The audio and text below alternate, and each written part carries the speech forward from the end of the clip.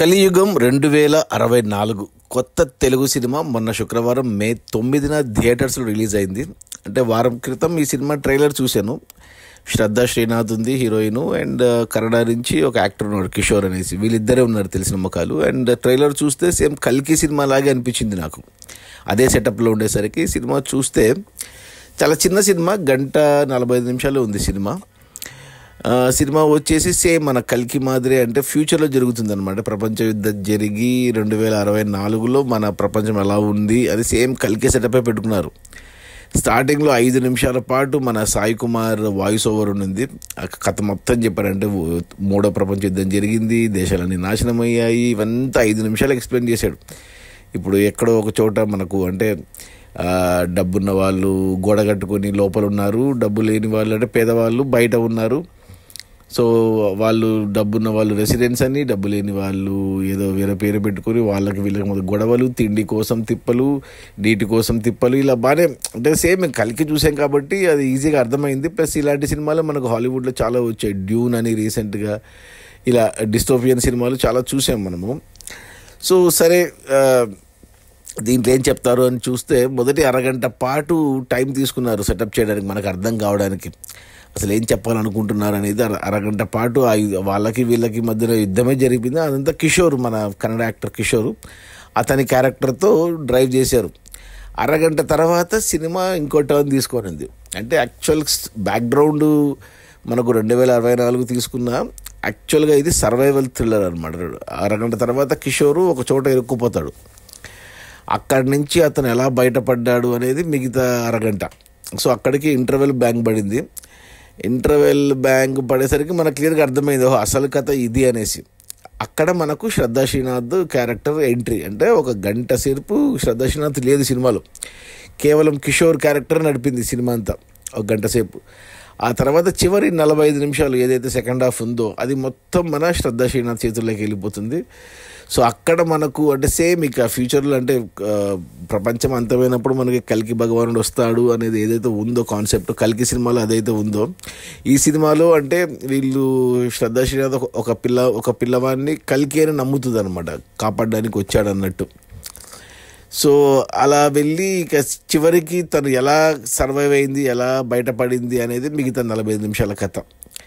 So యాక్చువల్గా పాపం వీళ్ళు సినిమా షూటింగ్ స్టార్ట్ చేసింది 2021, 4 ఏళ్ల క్రితమే. సో కల్కి సినిమా వచ్చాక దీన్ని స్టార్ట్ చేయలేదు. సో కోఇన్సిడెంట్గా రెండు ఒకటే థీమ్ ఉన్నాయి, బట్ అది కల్కి అనేది డిఫరెంట్, అది కొద్దిగా మైథలాజికల్ టచ్ ఇచ్చారు. ఇది కొద్దిగా అంటే ఇలా ఉండొచ్చు. ఒక ఇప్పుడు 2024, 25 అంటే ఒక 40 ఏళ్ళ తర్వాత ప్రపంచం అంతమైపోతుంది. అప్పుడు జనాలకి తిండికి ఉండదు, నీటికి ఉండదు, వేటికి ఉండదు అనేసి జనాలు ఎలా కొట్టుకుంటారు, జనాలు ఎలా మారిపోతారు, ఎంత దారుణంగా ఉంటుంది పరిస్థితి. అలాంటి పరిస్థితుల్లో ఒక మనిషి ఒక చోట ఇరుక్కుపోతే ఎలా సర్వైవ్ అయ్యారు అనేది సినిమా ఇది. సో నాకు ఓకే అనిపించింది. అంటే చాలా మటుకు అంటే ఇలాంటి కాన్సెప్ట్లు కొద్దిగా అర్థం చేసుకోవడం కష్టము.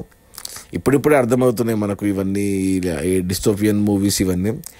సో నాకు పెద్దగా ఏం అనిపించలేదు, ఓకే అనిపించింది సినిమా. నా రేటింగ్ వచ్చి 2/5. ఇది నేను యాక్చువల్గా ఏదో డబ్బింగ్ సినిమా, కన్నడ సినిమా అనుకున్నాను, ఎందుకంటే కన్నడ యాక్టర్లు కిషోర్, కన్నడ యాక్టర్ శ్రద్ధా శ్రీనాథ్ ఉండేసరికి. బట్ చూస్తే ఇది తమిళ్ తెలుగు బైలింగ్వల్ సినిమా.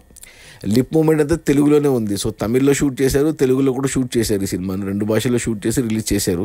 తెలుగులో మన మైత్రి వాళ్ళు రిలీజ్ చేశారు, కొత్త డైరెక్టర్ అతనే రాసుకున్నాడు. అని ఖర్చు బాగానే పెట్టారని తెలుస్తుంది. ఇనీషియల్గా ఏమంటారు డిస్టోపియన్ వరల్డ్ సెటప్కి అదంతా ఖర్చు బాగానే పెట్టారని కనిపిస్తుంది. బట్ ఎందుకో ప్రమోట్ కూడా సరిగ్గా చేయలేదు మరి తెలుగులో. జస్ట్ ఒక ట్రైలర్ వదిలేరు అంతే. నేను ట్రైలర్ చూశాను, డైరెక్ట్ సినిమా చూశాను అంతే. ఎవరికి తెలియదు కూడా ఈ సినిమా వచ్చినట్టు, సినిమా థియేటర్స్లో ఉందనేసి. అంతా మనము శ్రీ విష్ణు సింగిల్ మీద పడ్డాము, లేదా సమంత శుభం సినిమా చూస్తున్నారు, కానీ ఈ సినిమా ఒకటి వచ్చినట్టు కూడా తెలియదు, ప్రమోట్ చేయలేదు సరిగ్గా. ఓకే అనిపించింది. అంటే డిఫరెంట్ సినిమాలు, ఇటు సైఫై మూవీసు, ఇలాంటి సినిమాలు ఇష్టపడే వాళ్ళకి ఒకసారి చూసేయచ్చు, ఓకే అనిపించింది. నన్ను అడిగితే ఏమంటారు ఓటీటీలో వచ్చినా కానీ అంతే బోరింగ్గానే ఉంటుంది, స్లోగానే ఉంటుంది సినిమా, పెద్దగా ఏమి ఉండదు. బట్ ఇలాంటి హాలీవుడ్ సైన్స్ ఫిక్షన్ మూవీస్ ఇష్టపడే వాళ్ళు ఒకసారి చూసేయచ్చు. But actual background dystopian world, but actual movie వచ్చి సర్వైవల్ థ్రిల్లర్. ఇది ఫ్యామిలీతో చూడొచ్చా అంటే చూడొచ్చు, నో ప్రాబ్లం. సో ఎటువంటి ఇబ్బంది ఏం లేదు. అది మన శ్రద్ధా శ్రీనాథ్ కిషోర్ల కొత్త తెలుగు సినిమానే, స్ట్రైట్ సినిమానే. కలియుగం 2064 కల్కి రెఫరెన్స్లు ఉన్నాయి. 1:45 ఉంది సినిమా. ఓకే అంటాను. నేనైతే చూశాను. ఇంకా నేను ఫ్యామిలీకి అయితే చూపించను, ఫ్రెండ్స్కి కూడా రికమెండ్ చేయను. ఎవరైనా అడిగితే చూడొచ్చా అంటే వద్దని చెప్తాను, ఓకే అంటాను. సో మీకు కూడా అదే. సో ఇలాంటి డిఫరెంట్ మూవీ చూడాలనుకుంటే చూడొచ్చు, లేదంటే పక్కన పెట్టేయండి. రేపొద్దున ఓటీటీలో వచ్చినా ఒకసారి లుక్ వేస్తా అంటే ఇంకా మీ ఇష్టం.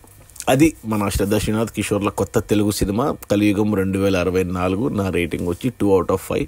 ఓకే అంటాను. 1:45 సినిమా. సేమ్ కల్కి మాదిరి ఉంటుంది. ఓకే, బట్ ఆ రేంజ్ ఎక్స్పెక్ట్ చేయొద్దు. కల్కి అంతా సెటప్, కల్కి బ్యాక్గ్రౌండ్ అంతే. Okay, bye.